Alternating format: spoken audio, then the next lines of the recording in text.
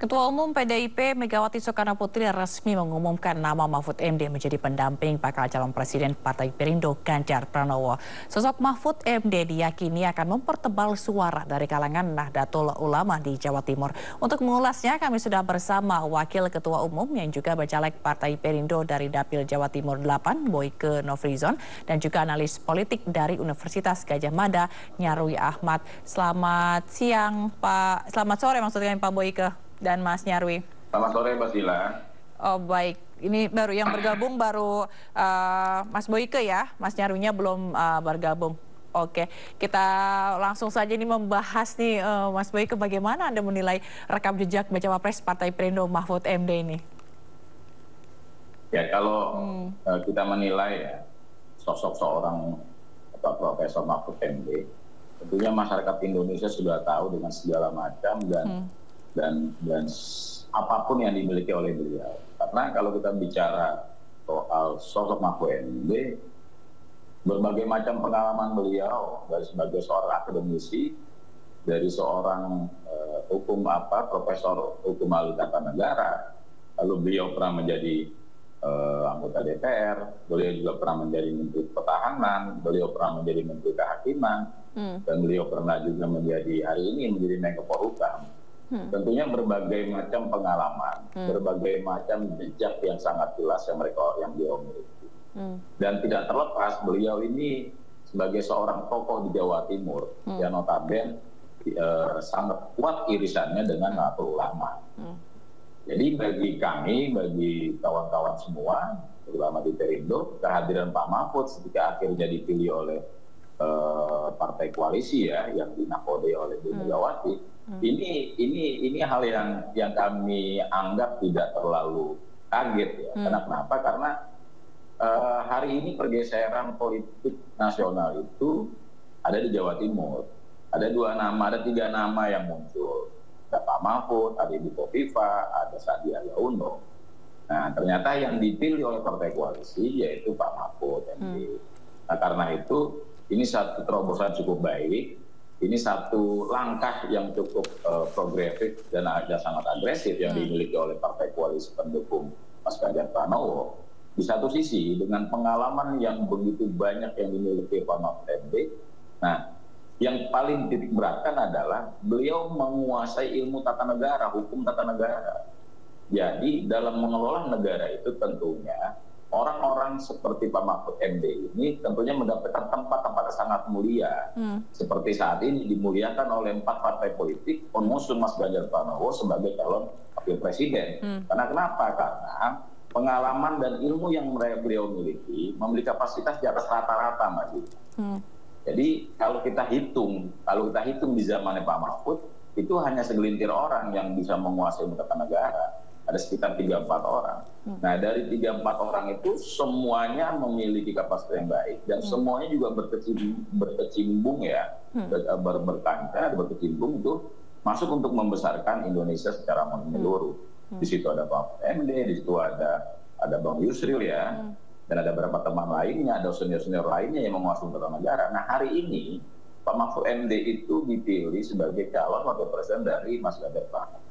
Tentunya dengan segala pengalaman yang dimiliki oleh Pak Mahfud MD, dari berbagai macam sepak terjang beliau selama ini, dari berbagai macam keilmuan beliau yang mereka miliki sebagai akademisi, dan juga tidak lepas bahwa beliau ini sangat gemar berorganisasi. Baik organisasi kemasyarakatan, organisasi keislaman, bahkan juga organisasi mahasiswa. Nah, Pak Mahfud juga itu sebagai salah satu anggota dari KAHMI ya.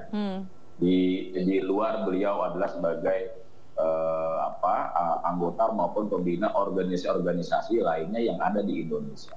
Nah, orang-orang seperti beliau ini tidak pernah selesai dan haus ilmu, haus belajar, haus untuk bisa berkomunikasi dengan masyarakat, haus benar-benar mengejar apa yang belum bisa diberikan oleh dirinya terhadap negara, beliau akan kejar itu.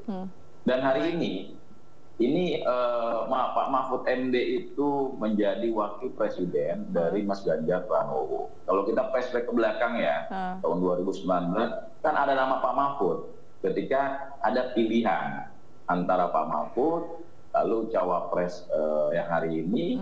Nah, tapi akhirnya Pak Jokowi bukan memilih Pak Mahfud. Nah, hari ini Pak Mahfud dipilih menjadi calon wakil presiden untuk tahun 2024-2029. Mendampingi Mas Ganjar Pranowo sebagai seorang tokoh muda, sebagai seorang tokoh politik, dan beliau juga baru sebentar ya, baru selesai resign sebagai kepala negara, yaitu Gubernur Jawa Tengah. Nah, kedua belah sosok ini mewakili, Pak Mahfud mewakili sebagai seorang kita anggap generasi tua. Nah, Mas Ganjar Pranowo bisa kita anggap sebagai mewakili generasi muda. Dan sosok dua orang ini benar-benar mengetahui isi bagaimana cara mengelola negara. Karena bagaimanapun, yang namanya Ganjar Pranowo, Mas Ganjar pernah menjadi kepala daerah, pernah menjadi gubernur Jawa Tengah. Nah, dianggap Jawa Tengah adalah miniatur dari 38 provinsi yang ada di saat ini. Nah, Mas Ganjar memilih pengalaman itu dan sederet pengalaman politik yang pernah beliau jalankan dari anggota DPR dan lain-lain. Pak Mahfud membackup dengan segala pengetahuan intelektual beliau sebagai akademisi dan juga memiliki jaringan yang saya anggap sangat luar biasa, tentunya jaringan di Jawa Timur, Jawa Tengah, dan jaringan di Indonesia. Sebagai ketokohannya yang sangat dikenal sebagai tokoh NU, ya kita berharap bahwa hadirin Pak Gafut ini bisa menjadi kekuatan penambah suara untuk Mas Ganjar untuk memenangkan Pilpres 2024. Baik, jadi kalau kita lihat ini kekuatannya Pak Mahfud, ini juga bisa menyamakan kekuatan dari Pak Ganjar, begitu ya. Dan kita juga sudah bergabung dengan Mas Nyarwi Ahmad, analis politik dari Universitas Gadjah Mada. Halo, selamat sore Mas Nyarwi. Selamat sore. Sore, Pak Nyarwi. Ini sudah ada Mas Boyke juga. Baik, ini tadi kalau sebelumnya Mas Nyarwi kita bahas tadi sama Mas Boyke ya mengenai dipilihnya Pak Mahfud MD sebagai pasangan dari Pak Ganjar. Inilah salah satunya tujuannya untuk mempertebal suara NU di Jawa Timur. Menurut Mas Nyarwi kenapa pertarungan di Jawa Timur ini begitu penting?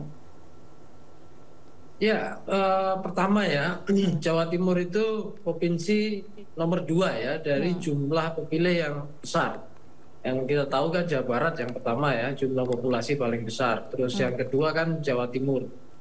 Nah, artinya Jawa Timur ini menjadi kunci juga rebutan dan itu sudah tercatat dalam beberapa event Pilpres ya. Dari kita lihat yang terdekat aja Pak Jokowi 2 kali gitu, di kemenangan Pak Jokowi ditentukan ya, yang mendasar salah satunya Jawa Timur, kemenangan 2 kali di sana gitu. Nah, itu yang pertama ya. Terus yang kedua kalau kita lihat dalam sejarah pergerakan revolusi kemerdekaan, Jawa Timur itu juga penyumbang dari banyak tokoh-tokoh nasional ya. Di luar tokoh di daerah lain, di Sumatera Barat, di tempat-tempat lain seluruh Indonesia juga banyak sekali gitu. Dan Bung Karno sendiri juga lahir Jawa Timur kan gitu ya. Dan kan tokoh-tokoh Nahdlatul Ulama banyak sekali gitu ya. Yang itu para pemikir kebangsaan yang luar biasa, kontribusinya bagi Indonesia. Dan itu sampai sekarang mewarnai pikiran di Indonesia. Terus yang ketiga juga kita lihat ya, Jawa Timur itu juga potret ya, saya setuju tadi dengan Bung Boyke ya. Jawa Timur itu juga selain Jawa Tengah, potret miniatur Indonesia juga ya, kompleksitas warna ideologi ada di sana. Jadi kalau kita lihat ada misalnya kelompok kubu dari spektrum, saya sebut spektrum karena banyak sekali, nasionalis gitu ya, termasuk spektrum Islam juga dan yang lain-lain gitu ya. Saya kira semuanya juga itu sudah lama di Jawa Timur dan itu semua saya kira juga mencerminkan bagaimana Jawa Timur itu bukan hanya sekedar nih yang keempat ya, tempat karena para pemilih jumlah besar, tetapi pemilih aktif ya, karena biasanya di Jawa Timur itu punya budaya dalam berdemokrasi cukup vokal ya dan juga cukup aktif gitu. Selain ada yang menarik lagi sebenarnya relasi ya, ketokohan itu juga berpengaruh kuat ya saya lihat di Jawa Timur. Nah, itu tidak hanya Jawa Timur sebenarnya, di beberapa daerah seperti Jawa Barat, Banten dan banyak tempat yang lain di luar Jawa juga, di Sumatera Barat, Sumatera Utara dan Kalimantan atau Papua juga saya lihat juga banyak juga di sana. Nah, tetapi yang menarik saya kira Jawa Timur ini luar biasa, termasuk migrasi para masyarakat ya di Jawa Timur itu luar biasa. Jadi keluarga besar itu bukan hanya mereka kita temukan di pemilih Jawa Timur, tapi bisa juga tersebar seluruh Indonesia itu. Baik. Para pedagang, para apa saja. Jadi kalau kita lihat potret Jawa Timur itu saya kira menjadi battleground yang luar biasa gitu, dan hari ini memang yang paling dibicarakan adalah pengaruh NU ya. Dan NU. Kenapa? Karena kita lihat di sana ada ya, selain Pak Mahfud sendiri, saya lihat yang memang diandalkan untuk mempertebal basis dukungan NU di sana, tapi kan ada kompetitor yang capres-cawapres yang lain yang kita tahu ya, ada Muhaimin Iskandar sebagai cawapresnya Anies Baswedan. Baik, jadi menurut Mas Nyarwi dengan dipilihnya Pak Mahfud ini sepakat maksudnya untuk mempertebal suara kalangan NU gitu ya di Jawa Timur untuk mendampingi Pak Ganjar? Iya, saya kira itu otomatis ya, harapan itu, dan itu masuk akal ya. Kenapa saya anggap mempertebal? Kenapa? Karena kalau data-data survei yang terakhir dari lembaga kredibel itu kan tingkat dukungan Mas Ganjar untuk Provinsi Jawa Timur itu cukup besar. Ada yang motret, saya pernah lihat, dan itu bisa cukup kredibel juga, misalnya 47 misalnya begitu kalau di face dengan Pak Prabowo ya. Kalau mungkin bertiga ada yang sekitar 40 sekian ya, tiga berapa itu. Nah, tetapi kemenangan itu kan juga harus dukungan itu kan harus solid ya. Dan salah satunya saya kira pengaruh kultural ya, NU di Jawa Timur untuk Pak Mahfud itu peluangnya besar. Meskipun secara struktural itu kan kita tahu persis ya, Pak Mahfud tidak ada istilahnya rantai struktural yang menonjol ya di NU gitu ya, dari para tokoh-tokohnya gitu. Tetapi banyak bersahabat loh ya dengan para tokoh-tokoh NU, khususnya di masa Gus Dur, karena beliau kan dekat juga dengan Gus Dur. Nah, tetapi kalau kita lihat di sana di Jawa Timur ada partai yang memang lahir dan besar mengakar salah satunya di Jawa Timur, yaitu PKB. Dan PKB ini secara partai nasional kan sudah cukup besar ya. Dan di sana kemudian calonkan sosok seperti Muhaimin Iskandar sebagai ketum. Nah, itu kan juga saya kira PKB punya basis yang solid juga. Makanya di sini kemudian ya saya lihat menjadi tantangan, dan ini saya kira menjadi harapan juga ya ketika sosok Pak Mahfud itu dipasangkan dengan Mas Ganjar itu agar dukungan dari warga NU semakin mengental, bukan hanya semakin meningkat, karena fluktuasi dukungan di warga NU ini kan cukup luar biasa ya. Sehingga diharapkan, mungkin dugaan saya diharapkan ke sana. Nah, segini sekaligus juga tentu saja membuka saya kira ya peluang bagi pertanyaan bagi para kandidat yang lain, khususnya yang belum menentukan pasangan. Saya lihat Pak Prabowo kan di sana. Saya tinggal satu ini lagi ya. Terus ke Jawa Timur juga, atau mungkin ke yang lain, itu juga pertanyaan ya. Baik, kita ke Mas Boyke lagi. Mas Boyke, kalau tadi kan disampaikan bahwa Jawa Timur menjadi battleground begitu ya. Berarti tapi kalau kita lihat sejauh ini sebenarnya elektabilitas Pak Ganjar juga udah cukup baik gitu ya di beberapa lembaga survei, dan hampir selalu jadi nomor 1. Dan dengan dipilihnya Pak Mahfud ini, apakah ini akan memperkuat statementnya Bu Mega yang menyatakan bahwa Bu Mega tidak pernah salah pilih begitu, Mas Boyke, dalam hal ini Pak Mahfud? Ya, saya melihat ya sosok seorang Ibu Megawati ya itu sangat komplikated. Dengan berbagai macam pengalaman beliau sebagai seorang ibu politik, beliau mengalami proses dari beliau jatuh sampai akhirnya beliau bangun, bangkit dan berjaya. Tentunya dalam dunia politik itu pengalaman menjadi nomor 1 sebagai modal awal dalam melangkah, dalam memilih, menganalisa dan memutuskan keputusan politik.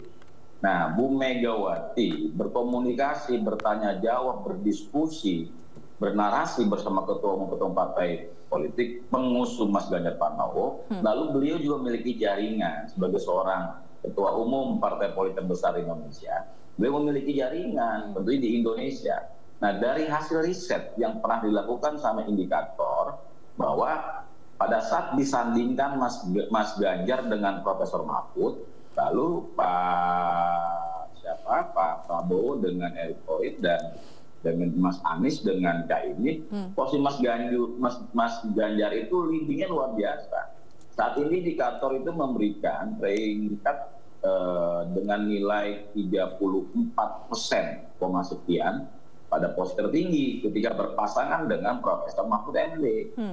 Nah, begitupun sama ketika beliau dipasangkan dengan Ridwan Kamil juga sama. Tetapi sekali lagi posisi Pak Mahfud tentunya memiliki basis kultural. Terlepas apapun bentuknya beliau tidak terlalu menjadi petinggi elit yang ada di PBN. Tapi komunikasi politik beliau terhadap tokoh-tokoh NU, baik tokoh NU di atas sana para kiai-kiai sepuh, bahkan juga sampai hari ini kepada kiai-kiai muda. Nah tentunya pada saat indikator memberikan jawaban terhadap elektabilitas atau elektoral pasangan Mas Ganjar Pranowo dengan Kiai Mahfud MD, ini leadingnya luar biasa, Mbak. Itu 34,sekian%. Nah kalau kita di 43,sekian%. Ya, kalau kita bicara Pak Prabowo itu sekitar 34, bedanya sekitar 10%-an ya. Dan bagi kami itu luar biasa. Nah karena itu akhirnya Mas Bu Mega memutuskan Pak Mahfud sebagai pendamping Mas Ganjar Pranowo. Di satu sisi Pak Mahfud ini sebagai seorang akademisi, sebagai seorang dibilang tokoh agama, beliau memang sangat luar biasa keyakinan agamanya. Sebagai akademisi iya, sebagai seorang birokrat beliau semasa hidupnya beliau berkarir di birokrat. Semasa hidupnya tidak terlepas dari posisi anggota DPR, menjadi menteri, dan segala macam kemampuan dimiliki Pak Mahfud. Tentunya ini menjadi modal luar biasa ke depan untuk melangkah meraih kemenangan. Di satu sisi lagi bahwa hubungan Pak Mahfud tadi disampaikan kepada para petinggi-petinggi NU itu tidak pernah ada batasan. Pak Mahfud dianggap salah satu tokoh ya, baik tokoh Indonesia ini dianggap juga tokoh NU yang sangat dekat dengan almarhum Gus Dur. Dianggap tokoh yang sangat dekat dengan almarhum Gus Dur. Karena zaman Gus Dur beliau juga menjabat sebagai salah satu menteri. Dan saya dapat informasi ya yang valid, setiap haulnya Gus Dur diperingatkan, Pak Mahfud tidak pernah absen untuk hadir di sana. Walaupun cuman ya tidak terlalu lama ya, bisa setengah jam atau tidak. Tapi beliau hadir. Nah karena itu kedekatan Pak Mahfud MD dengan Nahdien, dengan NU, apalagi dengan para pecinta almarhum Gus Dur itu sangat luar biasa dan diketahui semua oleh seluruh Republik ini. Berarti Mas Boyke ini berarti termasuk dengan jabatan trias politika yang selama ini dilakukan atau dipegang oleh Pak Mahfud, ini juga menjadi keunggulan gitu ya yang kuat dari sosok Mahfud MD. Ya, sangat complicated Mbak. Beliau ini kalau dianggap sebagai guru ya guru dengan segala-galanya, dengan segala kemampuannya. Dan ketika beliau menjadi Menko Polhukam, itu beliau terpilih menjadi Menko Polhukam yang berbasis sipil. Karena selama ini Menko Polhukam itu berbasis aparat ya. Nah dengan kemampuan beliau sebagai seorang akademisi, sebagai salah satu profesor ilmu hukum tata negara, itu beliau sangat menguasai yang namanya isi dari cara mengelola dan menjalankan negara secara baik dan secara indah tentunya. Dan Pak Mahfud tidak pernah terindikasi, Mbak. Silakan dicek rekam jejak beliau. Dari mulai almarhum Gus Dur, dari mulai akhirnya masuk ke zamannya Bu Mega, lalu zamannya Pak SBY, zamannya sekarang zamannya Pak Joko Widodo, rekam jejak beliau sebagai seorang pejabat tidak pernah terindikasi ada desas-desus beliau menjalankan jabatannya dengan tidak amanah. Jauh dari artinya korupsi, beliau menjaga amanah itu tidak. Oh iya, beliau dianggap sangat clear dan clear. Tidak pernah terindikasi beliau melakukan hal ini untuk mementingkan kepentingan beliau pribadi. Nah, agak hari ini ya Mbak ya, saya melihat agak sulit mencari sosok seperti Pak Mahfud MD sebagai tokoh bangsa, sebagai akademisi dengan berbagai keilmuan yang beliau miliki, itu beliau bisa. Mas Boyke, audionya hilang, Mas. Mas Boyke, maaf kami tidak bisa mendengar suaranya.